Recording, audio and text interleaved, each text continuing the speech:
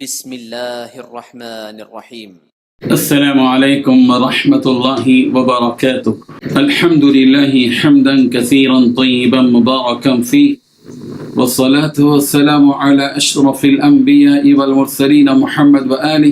وصحبه أجمعين، أما بعد. حاضرین و ناظرین، یہ درس نمبر 1699 ہے اور آج سورہ فاطر کی 3 آیتوں کی تلاوت و تشریح کی جائے گی۔ آیت نمبر 15، 16 اور 17، 15، 16 and 17۔ چلیے سب سے پہلے ہم ان 3 آیتوں کی تلاوت کرتے ہیں، لفظی ترجمے اور ترجمے کے بعد تشریح کرتے ہیں۔ اعوذ باللہ من الشیطان الرجیم، بسم اللہ الرحمن الرحیم۔ یا ایھا الناس انتم الفقراء الی اللہ واللہ هو الغنی الحمید۔ إن يشأ يذهبكم ويأتي بخلق جديد وما ذلك على الله بعزيز، صدق الله العظيم۔ لفظی ترجمہ یوں ہے، یا ایھا الناس، اے لوگو، انتم الفقراء، تم سب محتاج ہو، الی اللہ، اللہ کے، واللہ، اور اللہ، هو الغنی، وہی ہے بے نیاز، الحمید، لائق حمد و ثنا، ان یشاء، اگر وہ چاہے، یذہبکم، وہ تمہیں لے جائے، ہلاک کرے، ویأتی بخلق جدید، اور لے آئے ایک نئی مخلوق، وما، اور نہیں ہے، ذالک علی اللہ، یہ کام اللہ پر، بعزیز، کچھ مشکل۔ ترجمہ یوں ہے، لوگو، تم سب اللہ کے محتاج، اور اللہ بے پرواہ سزاواری حمد و ثنا ہے، اگر چاہے تو تم کو نابود کر دے اور نئی مخلوقات لا آباد کر دے، اور یہ اللہ کو کچھ مشکل نہیں ہے۔ تشریح یوں ہے، ان 3 آیتوں میں 4 باتیں بیان کی گئی ہیں۔ پہلی بات، اے لوگو، تم سب اللہ کے محتاج ہو۔ دوسری بات، اللہ بے نیاز ہے، وہ ہر تعریف کا بذات خود مستحق ہے۔ تیسری بات، اگر وہ چاہے تو تم سب کو فنا کر دے اور ایک نئی مخلوق وجود میں لے آئے۔ چوتھی بات، یہ کام اللہ کے لیے کچھ بھی مشکل نہیں ہے۔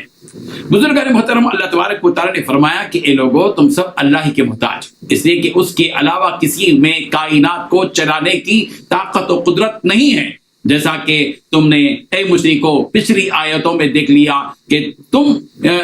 بتا رہے اللہ تبارک و تعالیٰ کہ تم جن معبودوں کی عبادت کرتے ہو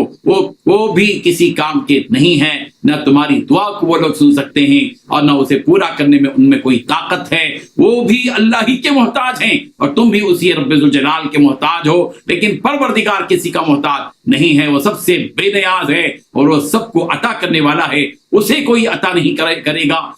وہی سب کو پالنے والا ہے، اس کے مقابلے میں کوئی نہیں جو اس کو پال سکے، لہذا اسی اللہ کی عبادت کرو جس کے اختیار میں سب کچھ ہے، جس کے ہاتھ میں تمہارا جینا مرنا، جس کے ہاتھ میں تمہاری روزی روٹی، جس کے ہاتھ میں تمہاری صحت اور بیماری، جس کے ہاتھ میں زندگی اور موت، جس کے ہاتھ میں نفع اور نقصان، جس کے ہاتھ میں کامیابی اور کامرانی، سب کچھ جس پروردگار کے ہاتھ میں ہے، وہ اسی کی عبادت کرو، اسی کے سامنے سجدہ کرو، اسی سے مانگو تو تمہیں دیا جائے گا، کسی سے اور مانگو گے شرمندگی اٹھانی پڑے گی، اور اگر تم لوگ ان شرکیہ کاموں سے باز نہیں آؤ گے تو اللہ تبارک و تعالیٰ تم سب کو موت دے گا اور تمہیں فنا کر کے تمہاری جگہ دوسری قوم کو لے آئے گا جو صرف اسی کی عبادت کرے گی۔ اللہ کو تمہاری عبادت کی کوئی ضرورت نہیں، تم نہیں تو کوئی اور اس کی عبادت کرے گا، اس لیے اگر تم اس کی عبادت کرو گے اس کا فائدہ تمہیں کو ہوگا، تمہیں خود ہوگا، اور یہ سب کچھ کرنا یعنی تمہیں موت دے کر دوسری قوم کو لے آنا اللہ تبارک و تعالیٰ کے لیے کوئی مشکل کام نہیں ہے،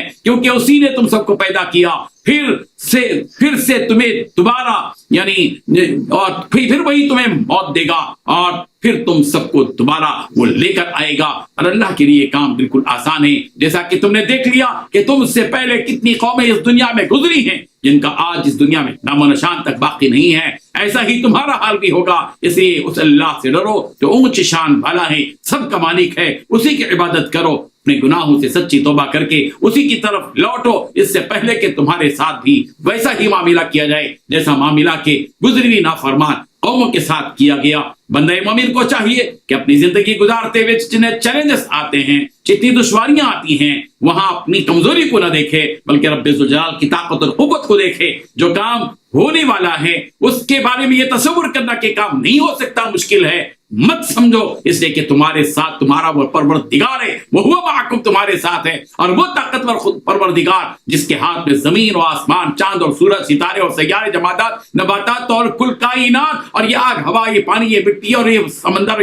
اور یہ پہاڑ، یہ ساری کی ساری چیزیں جس کے ہاتھ میں ہیں۔ وما ذلک علی اللہ عزیز، یہ عزیز اللہ کے لیے یہ کام مشکل نہیں ہے۔ بڑے سے بڑا کام اللہ سے ممکن ہے، چھوٹے سے چھوٹا کام پروردگار کے لیے ممکن ہے، اسی لیے اسی کی طرف راغب ہو جاؤ، مانگو اسی سے، توکل کرو اسی کے اوپر۔ وہ ایسی ذات حی لا یموت، جو زندہ ہے کبھی مرنے والا نہیں ہے، اس کو بقا ہے فنا نہیں ہے، اس کو قرار ہے، اس کو فرار نہیں ہے۔ اس کی ذات، اس کے صفات اتنے اونچے، اتنے اعلیٰ اور اتنے بالا ہیں کہ اس کی طاقت کو ذہنوں میں رکھو اور پروردگار سے مانگو۔ تمہاری ہر مشکل کو آسان کرنے والا صرف اور صرف وہی ہے، اس کے علاوہ کسی میں یہ طاقت نہیں ہے کہ وہ کسی مشکل کو آسان کر سکے۔ مشکل کشا حقیقت میں صرف اور صرف اللہ ہے، اس کے سوا کسی میں یہ طاقت نہیں ہے۔ اللہ تبارک و تعالی ہم سب کو اس حقیقت کو سمجھنے کی توفیق عطا فرمائے۔ آمین۔ وآخر دعوانا ان الحمد للہ رب العالمین۔